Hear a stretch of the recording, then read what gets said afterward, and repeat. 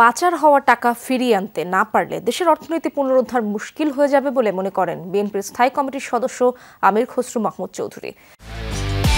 একমাত্র ওয়ালটন এসি দিচ্ছে 1 বছরের রিপ্লেসমেন্ট গ্যারান্টি এবং কম্প্রেসরের 10 বছরের গ্যারান্টি।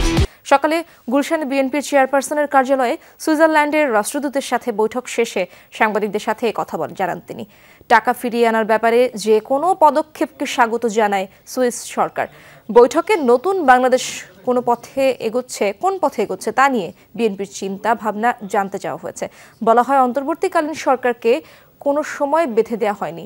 একটি যৌক্তিক সময়ের মধ্যে নিরপেক্ষ গ্রহণযোগ্য নির্বাচন আশা করে বিএনপি।